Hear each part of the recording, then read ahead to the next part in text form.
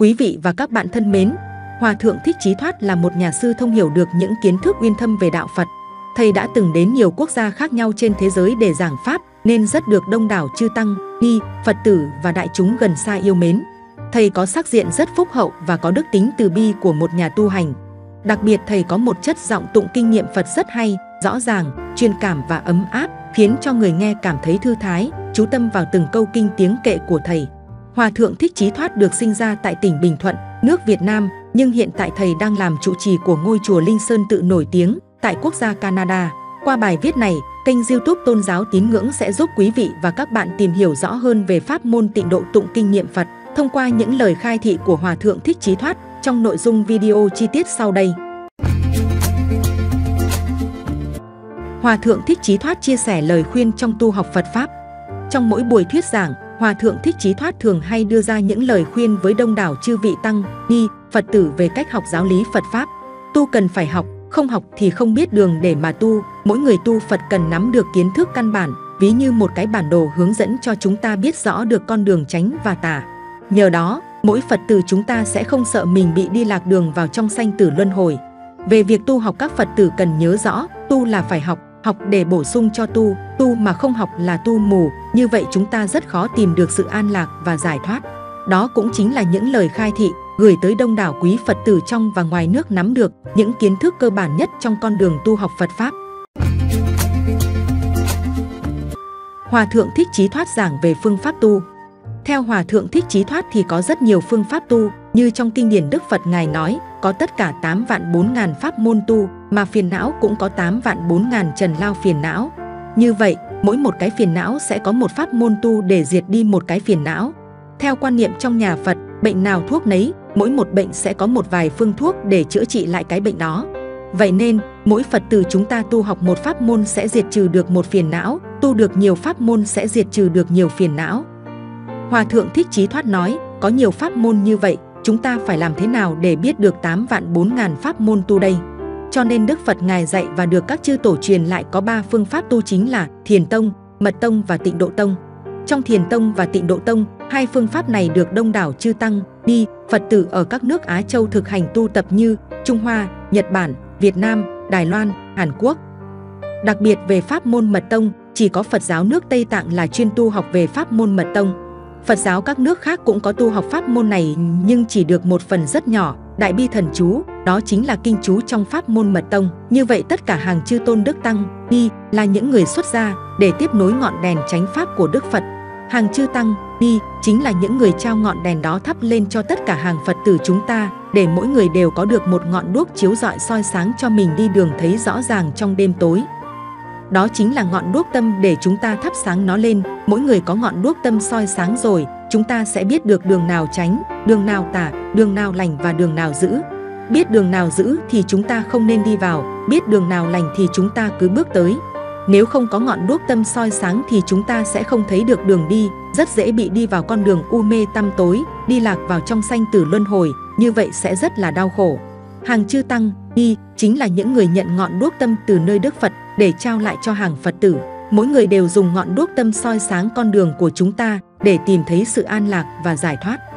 Tóm lại, để con đường đi được dễ dàng hơn, mỗi Phật tử chúng ta hãy chọn một phương pháp tùy vào khả năng và thích hợp với căn cơ của mình để chọn ra một pháp môn tu hợp với mình.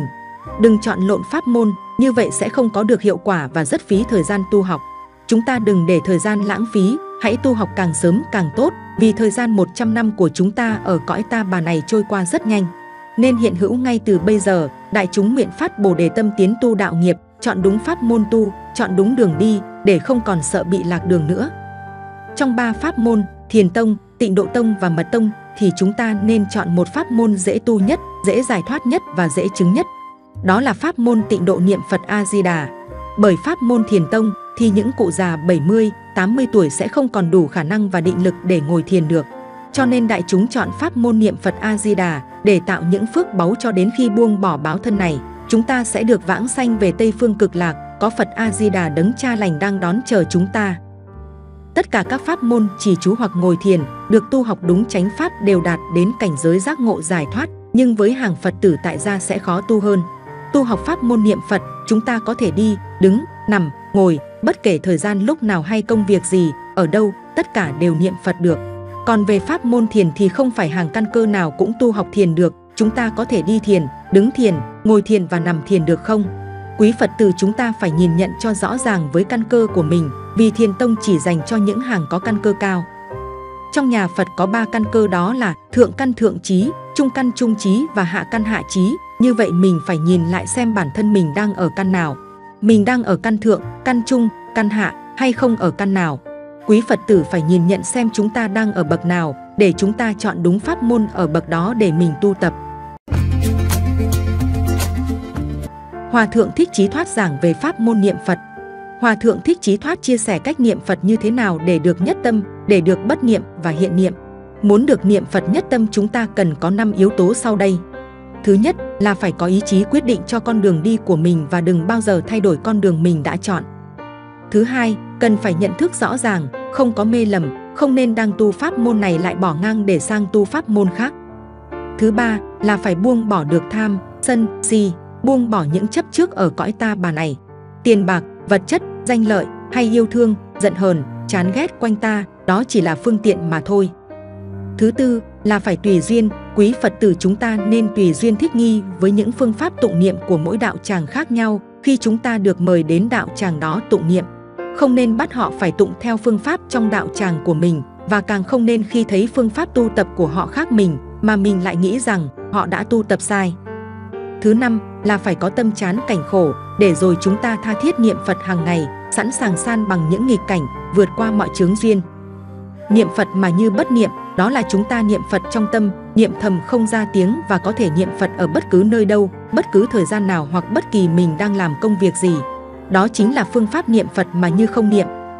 Niệm Phật nhất tâm là chúng ta chỉ tha thiết niệm Phật hàng ngày mà không có cầu xin hay đòi hỏi điều gì ở nơi Đức Phật cả.